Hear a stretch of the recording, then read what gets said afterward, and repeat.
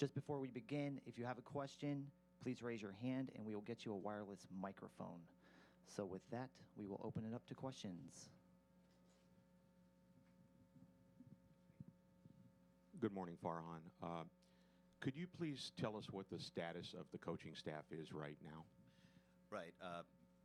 Good place to start. I had conversations with all of those guys one-on-one over the last couple of days. Obviously, we are, just kicking off our managerial process at this point, and the message that we've given them is we're going to hold on filling out the coaching staff until we have a manager in place, and as such, those guys are free to pursue other opportunities in the interim. Obviously, we've seen it the last couple of off seasons. These manager search processes can, go on for quite a while and are, subject to the permission windows granted by teams that are still involved in the playoffs and, other unpredictable scheduling issues. So they've all been informed of that. And again, it'll kind of be at the new manager's discretion to pick up those conversations once he's in place. I did want to add from the standpoint of the manager search process, we do have two internal candidates, Bam Bam Mulens and Ron Wotus, who will be in to at least do a first-round interview at some point over the next week. That's kind of step one for us as far as this process goes.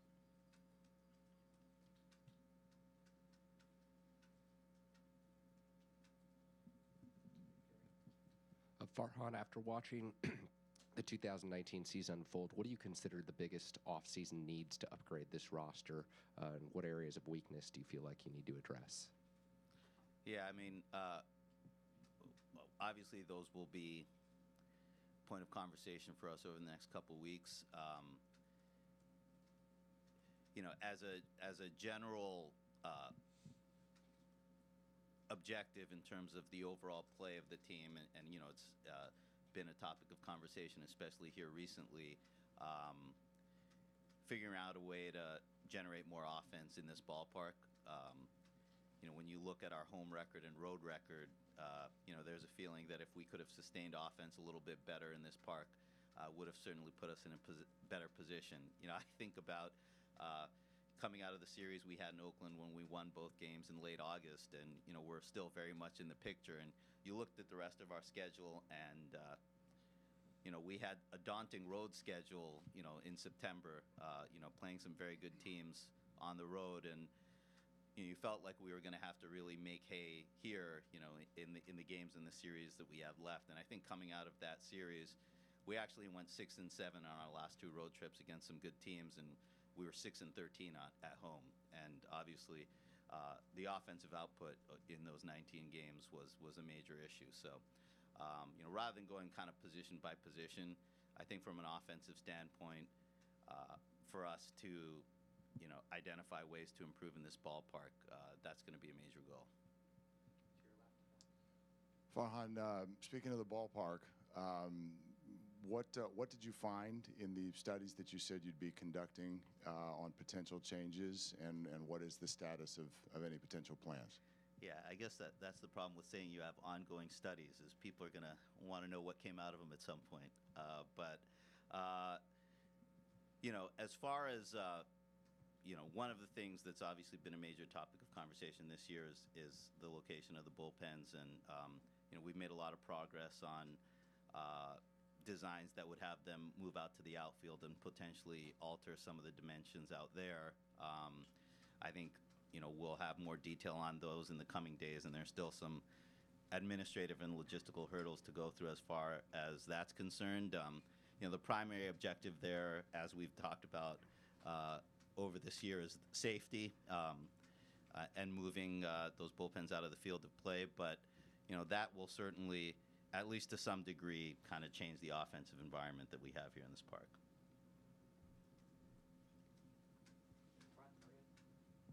What will be some of the qualities that you'll be looking for in your next manager? It's a great question, and I've actually been fortunate to, works with some, really accomplished and terrific managers, Boch being at the top of the list, but, working with Dave Roberts in LA and Bob Melvin in Oakland and, a few other managers who've managed pretty extensively. And to me, the number one quality is just relationship building, and that goes both, probably most importantly in terms of the players. And, I think what we saw on Sunday was a real reflection of what Boch was able to build in terms of his connection with the players and having all those guys come back to honor him. I think that's a real reflection of, the success that the organization had over his time here is the trust and the relationship he built with players. But, the flip side of that is having a relationship with the front office and being able to work with them. I think in, the modern game, having a manager that can have productive and trusting relationships in both avenues is really important, and I think you see that with some of the best managers in the game now. So that's really going to be number one on the list, as far as I'm concerned, is being able to create those relationships on both sides of the house, so to speak. Thank you. Farhan, I'm sure you know that the trend in new manager hirings is not necessarily experience. In fact, a lot of inexperienced managers are hired to be partners with the front office, and it's been moving away from the Bochis and the Maddens and the Hurdles, and frankly, part of the reason is cost savings as well. What is your philosophy on that in terms of a manager for this organization moving forward? I do think that experience is, a real potential benefit, especially in the short term. Having been around some first-time managers, I've, seen that the learning curve can be pretty steep. And, to your point, when you are talking about a candidate who has not been in that seat and in that role, there's obviously more projecting because, and I think you will get this from managers that have the experience. You don't really know what it's like to be in that seat and all the constituents you have, and what it's like to be in the dugout with a million voices in your ear about strategy and other things until you've actually done it. So there is a leap of faith that you have to take if you're going to hire a manager who hasn't done it before. But if nobody ever did it, then we would just have the same pool of candidates, and nobody would ever get another opportunity. And obviously, in LA, Dave Roberts was a first-time manager, and he's done a terrific job there. So, I view it as a potential advantage for somebody if they have done it before, just because they know what it's like and you know what they're like in that role. I mean, I think what we've seen with managers is that there's a learning curve, not just within an individual managing experience, but a lot of times guys do better and have more traction their second time around because of the lessons that they've learned. So, I think all that will be factored in, and certainly not disqualifying to have not done it before, but I, totally recognize the value of that experience. Can I ask a quick clarifying follow-up?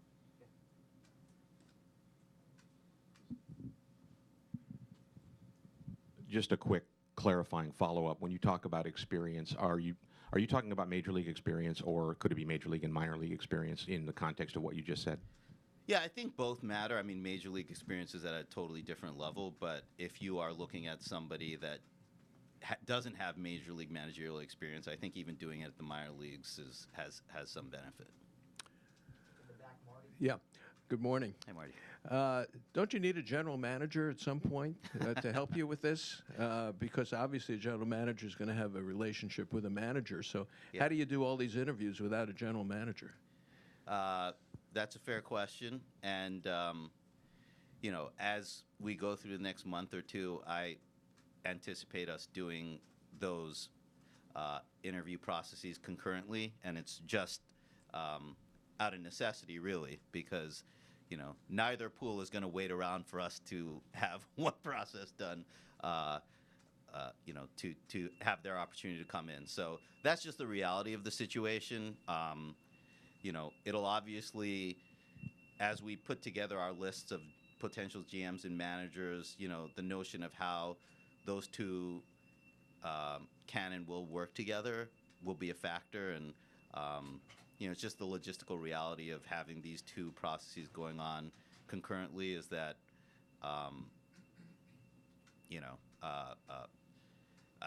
would say, to your point, you want to know how the GM is going to work with the manager, but you also want to know how the manager is going to work with the GM. So it's a little bit of a chicken and egg, but we will very much have it in mind that those two are going to have to have a close relationship, and we have to have confidence they're going to be able to work together. There are obviously quite a few teams who are going to be looking for managers this offseason. How do you expect that to impact your own hiring process and the timeline for a potential decision? I do think it could impact things. Obviously, I don't know who's on other teams' managerial candidate lists, but it's reasonable to expect there to be some overlap, and that throws an additional wrench into scheduling of things, which could wind up extending the process. But we'll just cross that bridge when we get to it. But I imagine some of the candidates that we will wind up interviewing will be candidates elsewhere as well.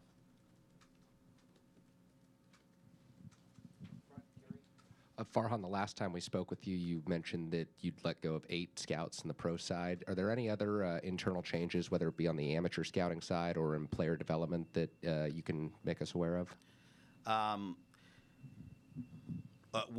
We're going through that process right now, and so I don't have anything for you today. But I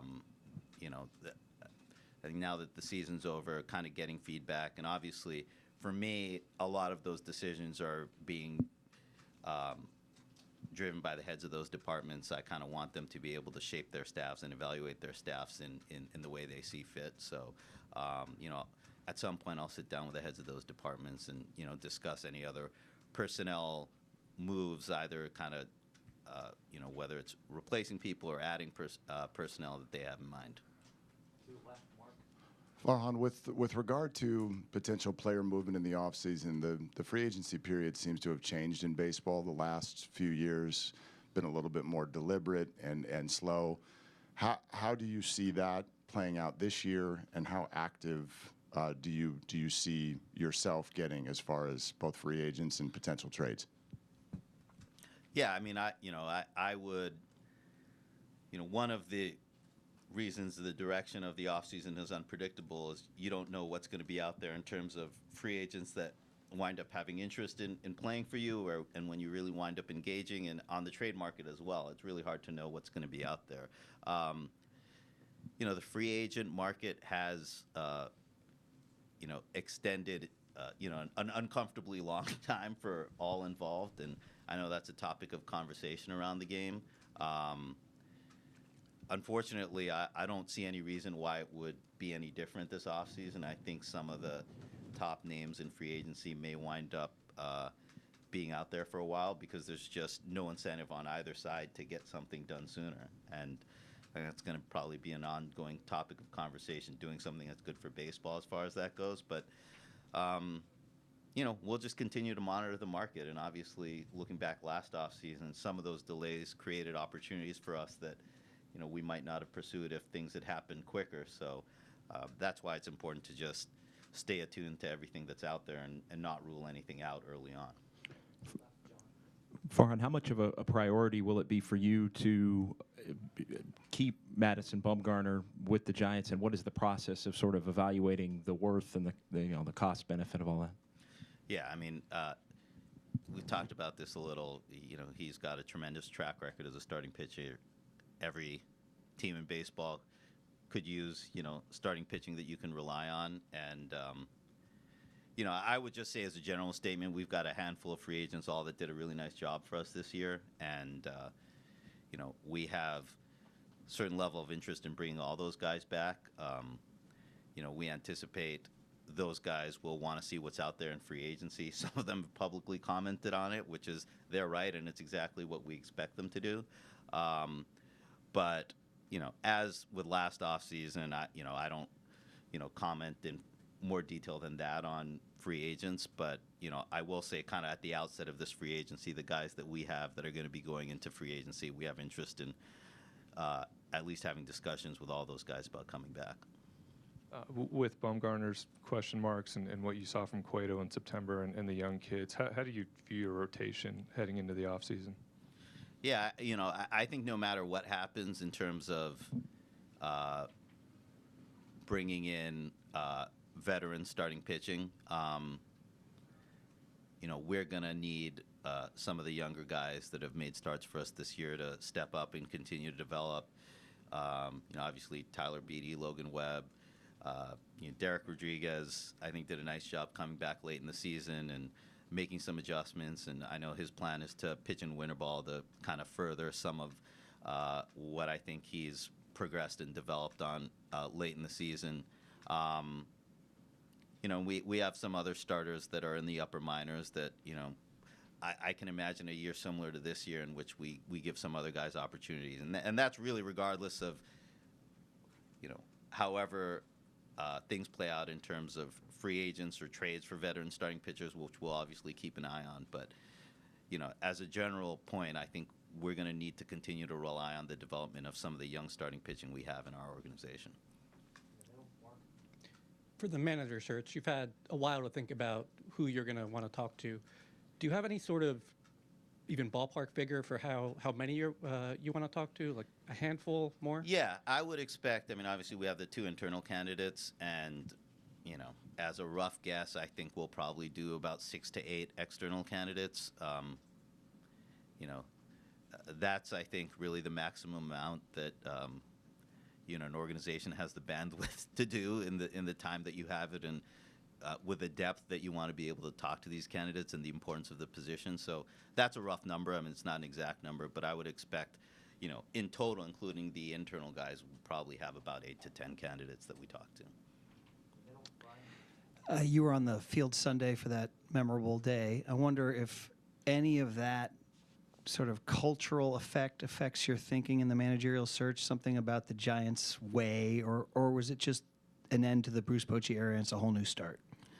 Yeah, I mean, I was grateful for the opportunity to be on the field for that. Obviously, I felt a little less deserving than some of the guys that actually, put those teams together and actually been on the field and won games. But I was really grateful for the opportunity to see the way that the fans recognize not just Boch, but players that have come through here. And for me, and it's something that I've seen all year, the relationship that Boch has with players, not just our current players, but guys that have been here before, and the number of guys that are still in the organization, partly because of their affinity for him and how he made them feel about being Giants. I mean, as we talked about earlier, with Maria's question, that's I think a really important feature quality that I want in the next manager. I mean, it's not something you can necessarily pinpoint, but just being a relationship builder and somebody that has the demeanor and personality that people want to play for you, do your best for you, and actually put the team above individual goals. That's just maybe the truest of leadership traits. And I mean, for me, it's obviously something I've had in mind and I've got to experience this year being around Boch, but I think Sunday was a pretty compelling kind of reminder and case for that, and how impactful that can be if you have that in your manager.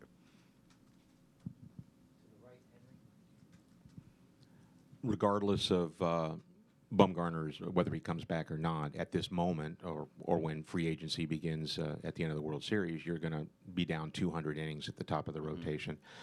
I heard what you said about some of the younger guys stepping up, but you've talked in the past about the importance of what having that 200-inning guy at the top, or 180, whatever, how it trickles down to the entire pitching staff. Do you feel it's important that you examine all alternatives in both the trade and free agent markets for that kind of pitcher, whether it's Madison or someone else? And this is a somewhat related question.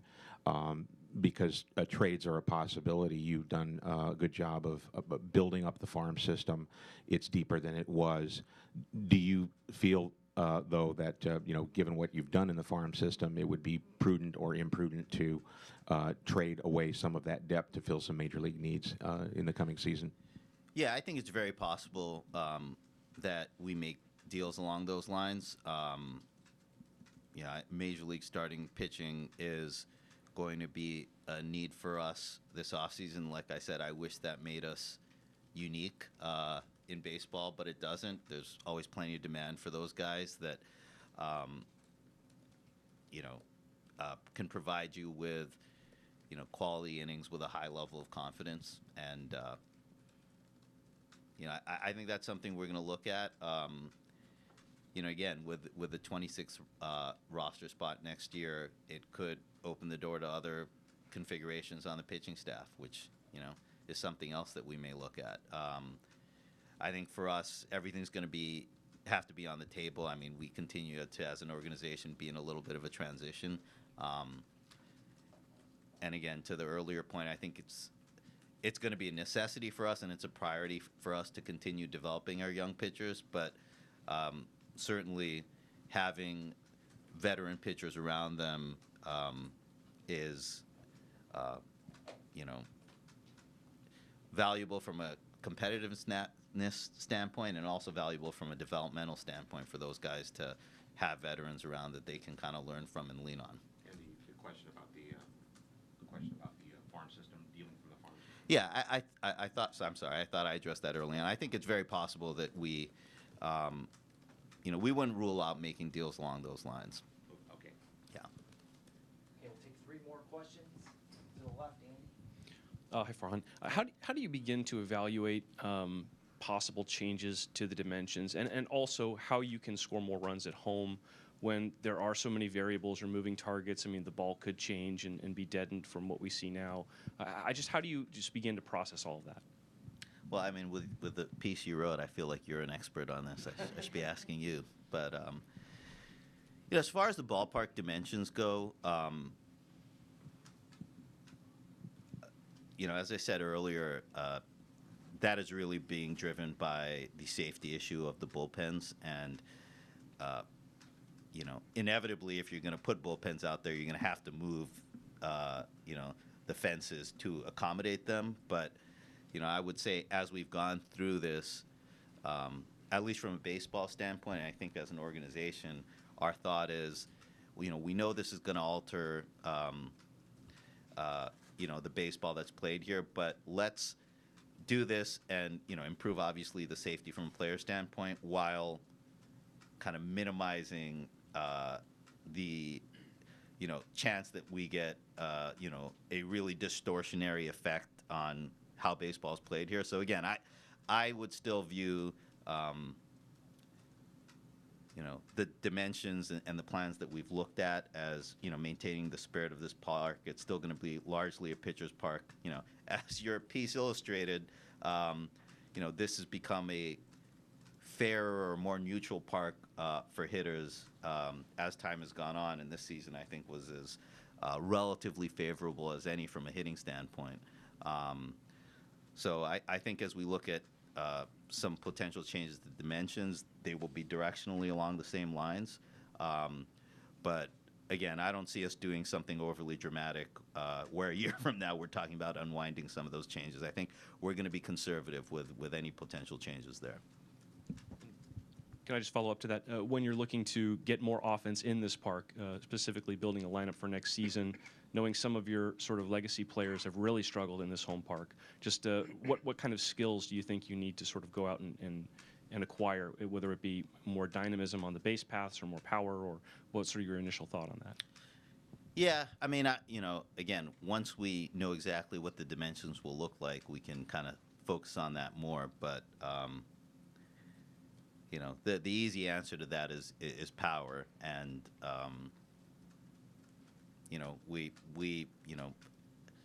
we're improved in that category this year, but so was everybody else in baseball. So I think from our standpoint, it's going to be kind of continuing along that trend. And I think the primary way to address, I guess there's 2 things. One is just the total power on the team, and the second is having guys that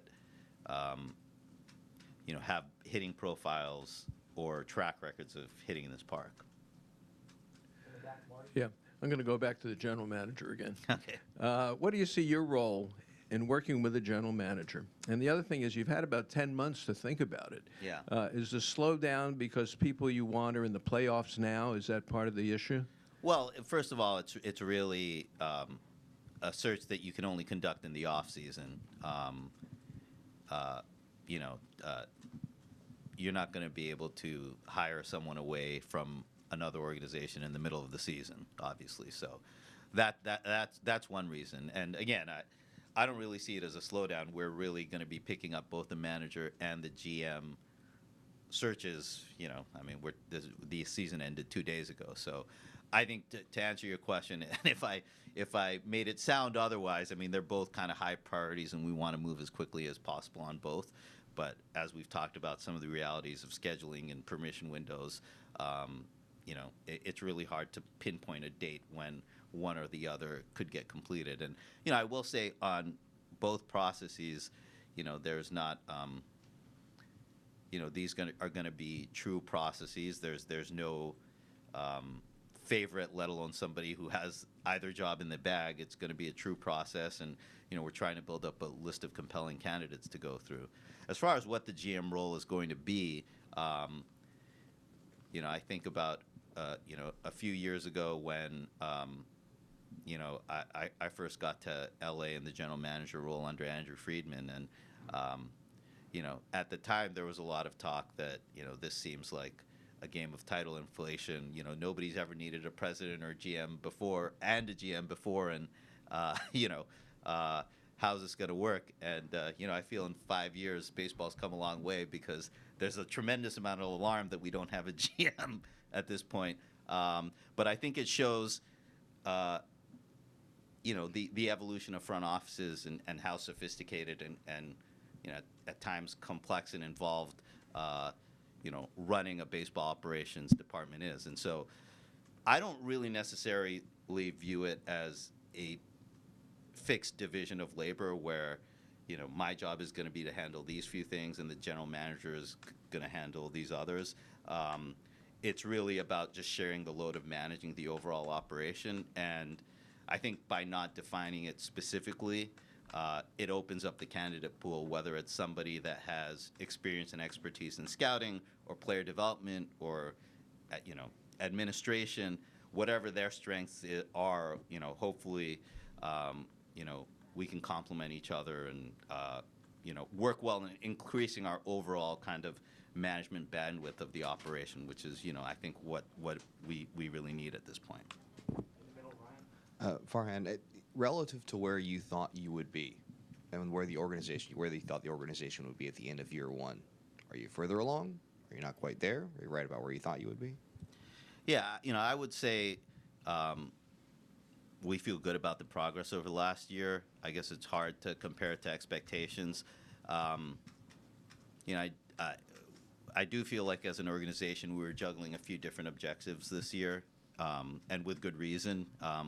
You know, wanted to continue to compete, you know, in Boches last year with the group of veteran players that we had, but also recognized the need for us to regenerate talent a little bit, surround our veteran group with some younger players that could bring some energy and added production. And, you know, at times last offseason I said, you know, for us to have a successful season, we're going to have some guys emerge that, you know, our fans don't necessarily know their names, and we may not even know their names yet.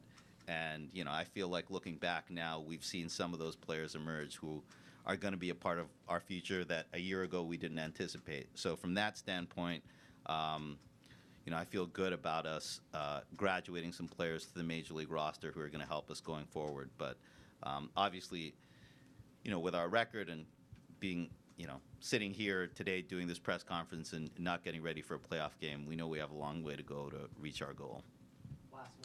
And to that point, self-evaluation always part of the deal. You went through your first trade deadline, and everybody hung on whether you would trade Madison Bumgarner or Will Smith. You did not, and then you missed the playoffs. So in your self-evaluation, is the loaded word regret in there? How do you evaluate that now?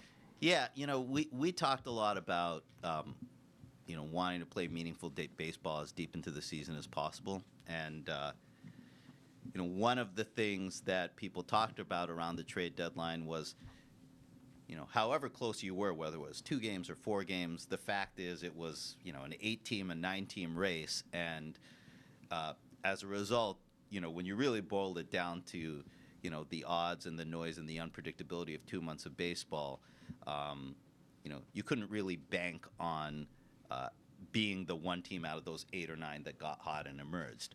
But again, I do think there are 2 sort of separate, I guess, goals between actually making the playoffs and being involved in the playoff chase. I mean, if we had been basically, in the wild card race until the last weekend of the season, and if things hadn't gone well, I still would have felt like we achieved a lot of our goal of playing meaningful baseball as deep into the season as possible. So, when I look back on where we were, and again, it kind of comes back to what I was saying earlier of us needing to juggle some different goals. I feel like we made some trades that are going to set us up better for 2020 and beyond.